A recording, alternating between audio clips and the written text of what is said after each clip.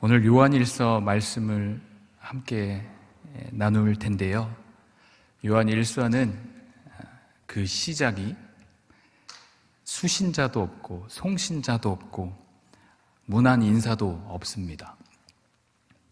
시작부터 그저 이 서신서가 기록된 목적부터 고개를 내밀고 있습니다.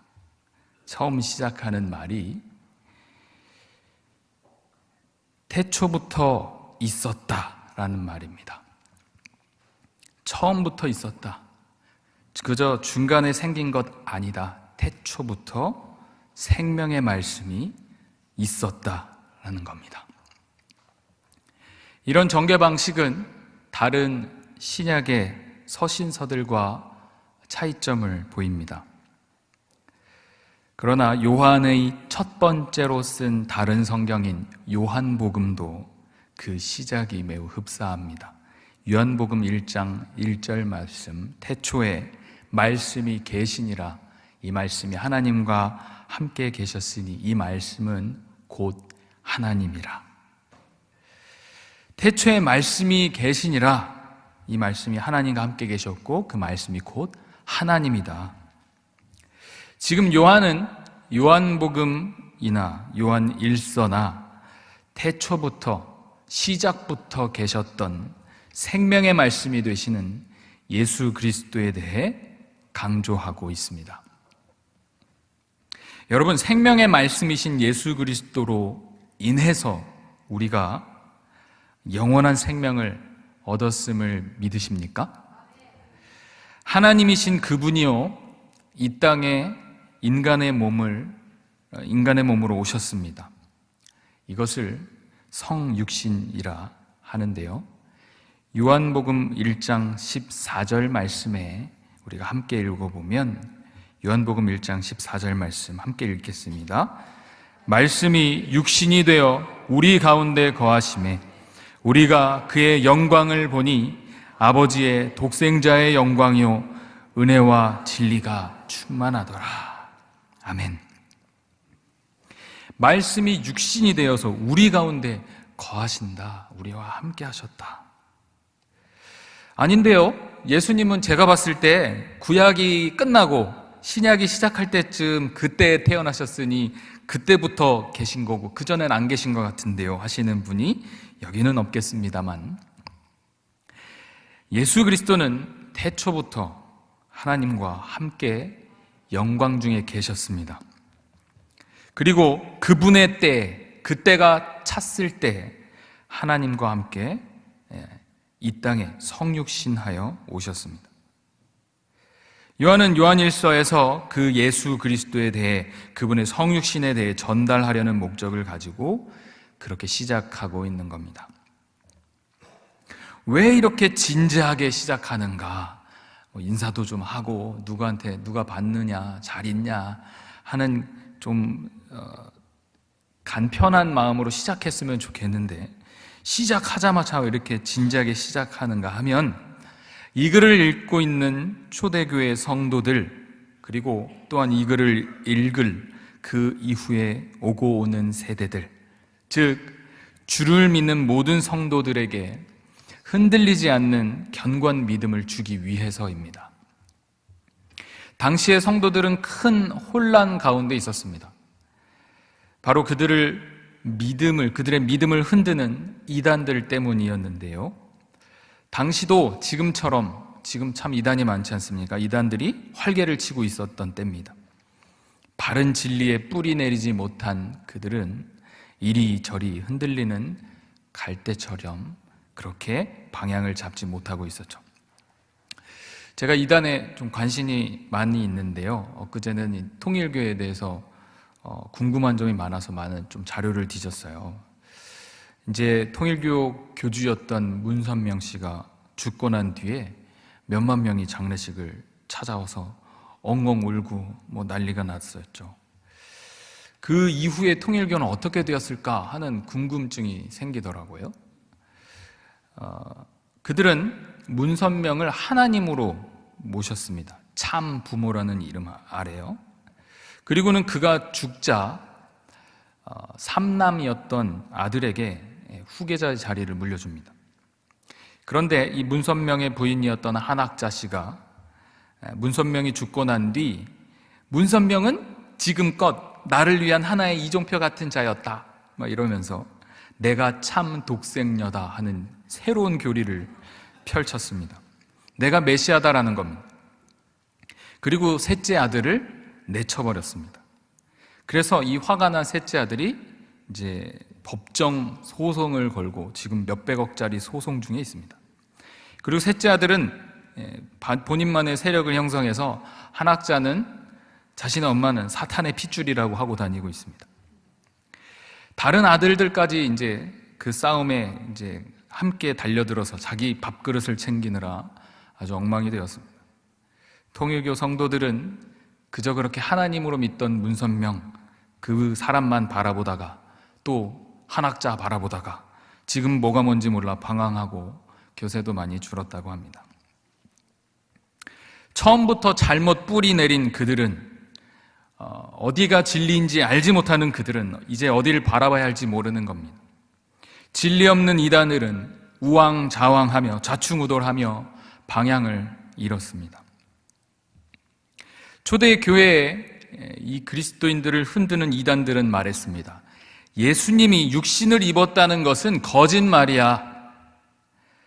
그들은 초대교회에 있어서 최대 이단이었던 영지주의자들입니다. 그들은 이원론자들입니다.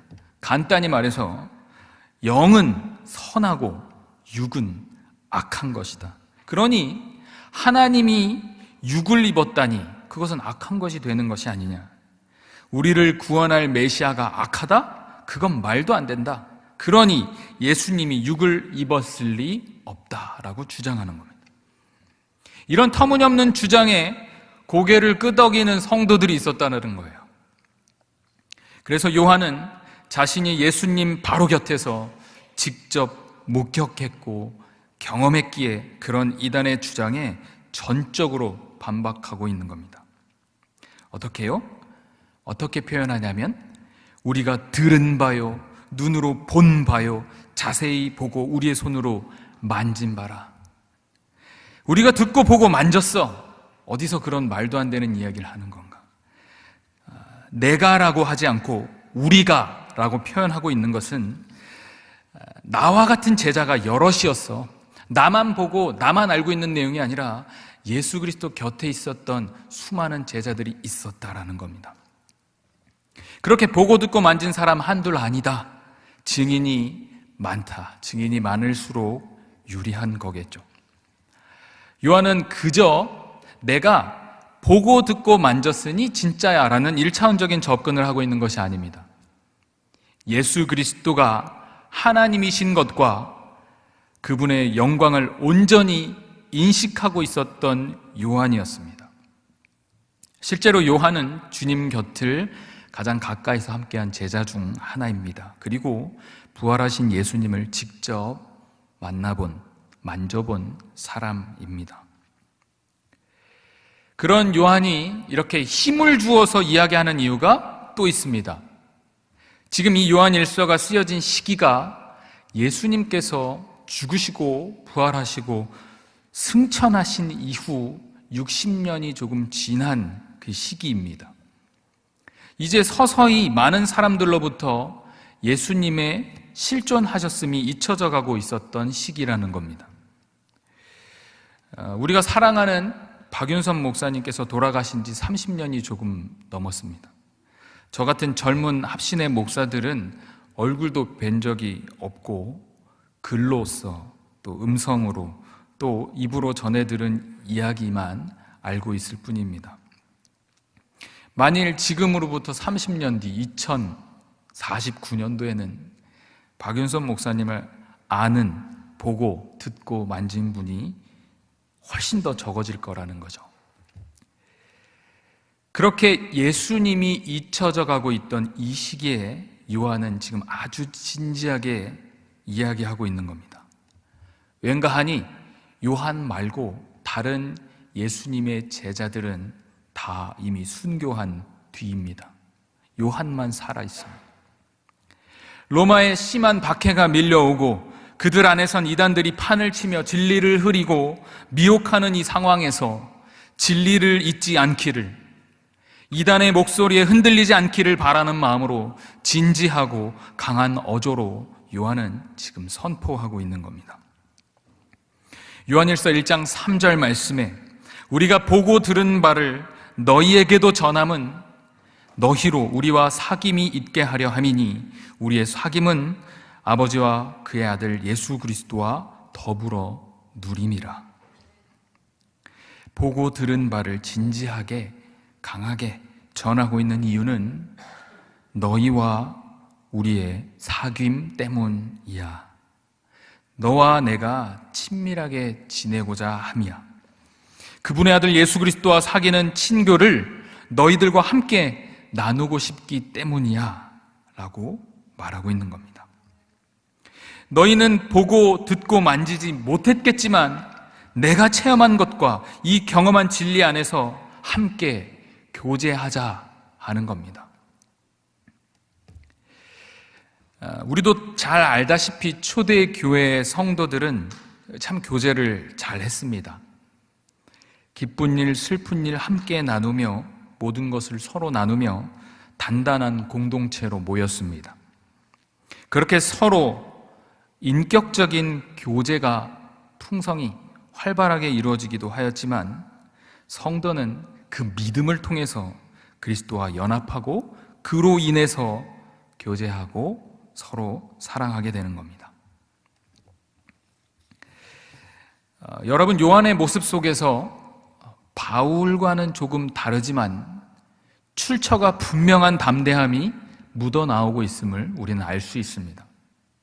그리고 요한이 이 글을 읽는 우리에게 하나님과 그의 아들 그리스도와의 친밀한 교제의 장애로 초대하고 있음을 우리는 알 수 있습니다. 사귐, 하나님과의 교제를 이야기하고 있는데요. 아담과 하나님의 사귐의 현장이었던 에덴 동산. 그 아름다운 현장이 아담의 인간의 죄로 인해 죄로 물들어 버렸고 하나님과의 교제가 끊어졌습니다. 하나님과 더 이상 사귈 수 없는 실정에 이르는 거죠. 구약 시대에는 또한 하나님 앞으로 나아가려면 많은 절차와 피해 제사가 필요했습니다. 두려움도 있었지만 날마다 매 순간마다 짓는 우리의 죄를 그때때마다 해결할 수 있는 방도가 없었습니다. 그러나 예수 그리스도의 죽으심과 부활을 통해서 우리는 이제 주님과의 온전한 사귐이 가능해졌습니다. 여러분, 그분과의 온전한 사귐이 우리에게 주어진 것은 어마어마한 축복입니다. 우리도 요한처럼 요한일서 1장 4절 말씀처럼 우리가 이것을 쓰면 우리의 기쁨이 충만하게 하려 함이라 라고 고백할 수 있는 거죠. 여기 1장 4절에 우리가라는 단어가 2번 등장하는데요. 앞에 우리와 뒤에 우리가 조금 다릅니다. 요한은 지금 1장 1절에서 1장 4절 말씀 가운데서 지금 우리와 너희를 굉장히 선명하게 계속해서 구별하고 있습니다. 그러나 지금 1장 4절에서 이 우리가 이것을 쓰면 요한을 포함한 예수 그리스도를 만지고 보고 경험한 자들, 그 경험한 우리이고 뒤에 우리는 그 경험한 우리와 또한 함께 누릴 너희, 그 모두를 포함하는 우리입니다. 우리에게 주어질 기쁨에 관해 외치는 자들이 되어야 한다는 거죠. 지금 이 말을 하고 있는 요한의 얼굴에 미소가 약간 번져 있는 것 느껴지지 않습니까? 이 사귐의 현장에 믿지 않는 자, 진리에 온전히 뿌리내리지 못한 자, 우왕좌왕 길을 잃은 자, 그들과 사귀어 하나님과 그의 아들 예수 그리스도와 함께 누리게 하고 싶은 열망함이 우리에게 있어야 한다는 겁니다. 그 충만한 기쁨 안에서 주의 복음을 나누고 함께 주님과의 사귐의 자리로 나아갈 수 있으면 좋겠습니다. 우리 2019년 화평교회 표가 다시 복음으로입니다. 복음을 배우고 행하고 전하며 그 안에서 하나 되는 우리. 오늘부로 전도 폭발 훈련이 마감됐습니다. 오늘 종강 예배를 드렸는데요. 우리는 지금 복음의 한 복판에서 복음을 배우고 행하고 전하며 하나 되기를 힘쓰며 나아가고 있습니다. 그저 이 화평교회 안에서만 하나 되는 것만을 이야기하는 것이 아니라 믿지 않는 자들을 위한 교회가 되어서 그들까지도 기쁨이 충만케 하여서 우리 모두가 기쁨이 충만하게 되는 그런 역사가 우리 화평교회 안에 있었으면 좋겠습니다. 그런 복음의 현장을 지금 우리 아이들도 준비하고 있습니다.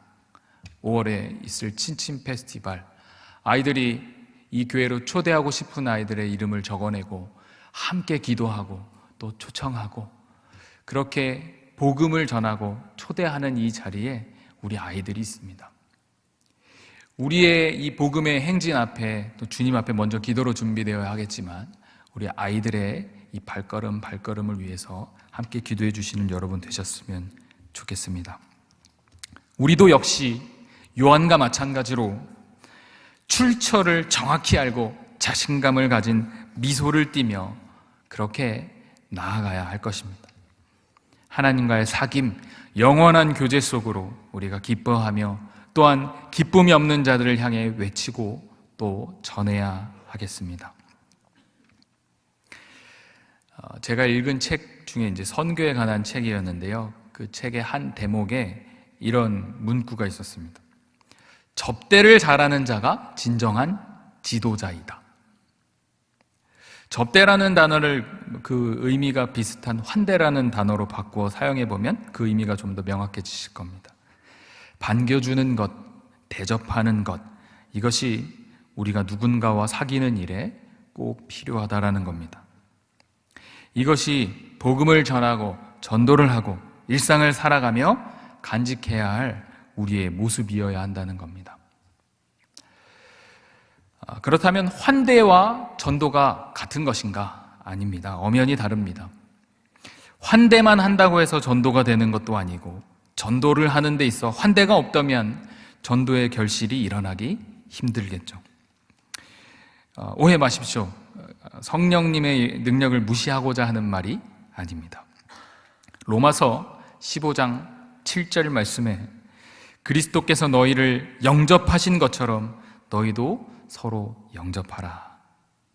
진심을 다한 그저 환심을 사기 위한 연기를 말하는 것이 아닌 진정한 섬김과 또 주님께 받아들여질 만한 어떤 조건도 없는 우리가 받아들여진 그 은혜를 기억하면서 서로 영접하고 받아들이라라는 겁니다. 그리하여서 그와 사귀어서 우리와 사귐이 있게 하려 함이니 우리의 사귐은 아버지와 그의 아들 예수 그리스도와 함께 더불어 누림이라. 그 사귐이 그저 나와 너의 사귐으로 끝나는 것이 아니라 하나님과 그의 아들 예수 그리스도와 함께 더불어 누리는 그 귀한 사귐이 되는 겁니다.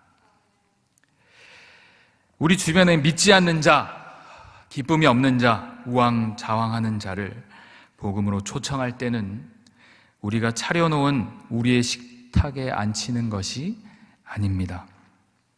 그리스도의 식탁에 우리의 역할은 또한 객으로서 참여하며 다른 사람을 초대하는 것 뿐입니다. 이곳에서 말씀과 식탁 사이의 연합을 통해서 복음이 전해지는 겁니다. 전도는 영접하는 식탁의 상황 속에서 발생되고 식탁은 우리의 환대와 수용과 포용을 이야기합니다. 우리의 힘으로 하려고 할 때, 우리의 식탁으로 인도하려고 할 때, 즉 인간적인 방법으로만 복음을 전하고 전도하려고 하는 그 행위는 백전백패임을 말씀드리는 바입니다. 겸손히 모든 주인공의 영광을 주님께 드리며 서로 영접하기에 그리스도 안에서 서로 사귐에 힘쓰며 나아갈 때 그렇게 환대와 표현과 사랑이 어우러진 식탁에서 새 생명이 움트기 시작하게 될 것입니다. 그리고 그 안에서 기쁨이 충만한 여러분과 또 여러분 때문에 함께 기쁨이 충만한 그 영혼을 보게 되실 겁니다.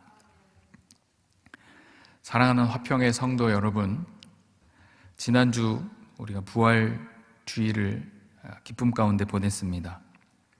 우리가 부활주의를 이제 내년쯤에나 기억합시다 라고 하는 것이 아닙니다.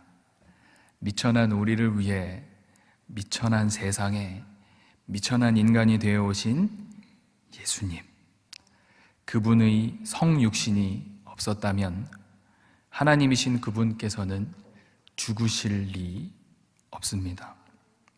그 희생과 사랑으로 인해서 우리가 살았고 부활의 첫날을 기념하며 우리가 주일을 지키고 있습니다. 담임 목사님께서 구역 공과 시간에 이런 설명을 해주셨습니다. 매 주일이 부활을 기념하는 부활의 주일이다. 주님의 성육신, 주님의 그 부활하심이 우리를 하나님과의 진한 사귐과 영원한 교제로 인도하십니다.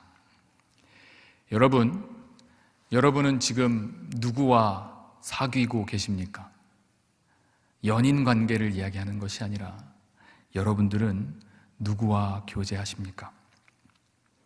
우리가 돈과 사귀느라, 내 행복과 마주하느라, 내 욕심과 나만의 만족과 친하게 지내느라 그 크신 하나님과의 로맨스를 소홀히 하고 있다면 참 기쁨을 주시는 하나님과 그의 아들 예수 그리스도와 함께 영광을 누리시는 여러분이 되시기를 주님의 이름으로 간절히 축원합니다. 그 지극히 무한한 사랑의 표현인 십자가, 그 사랑을 누린 우리 모두는 하나님에게 수용되어지고 사귐이 있게 되었습니다.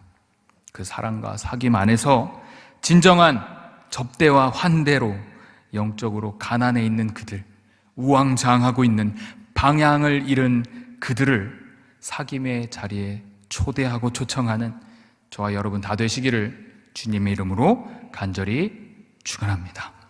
함께 기도하겠습니다. 거룩하고 아름다우신 주 하나님, 주님께서 우리를 영접하신 것처럼 우리도 누군가를 향해 그 사랑의 마음을 잔뜩 쏟아내기를 소망합니다.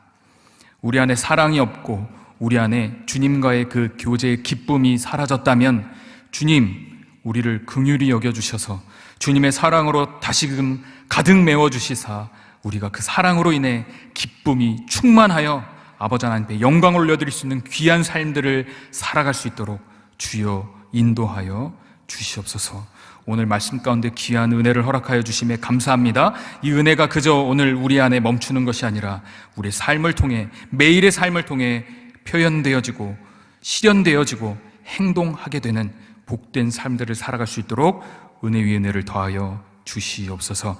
감사하고 사랑합니다. 예수 그리스도 이름으로 기도 올려드립니다. 아멘.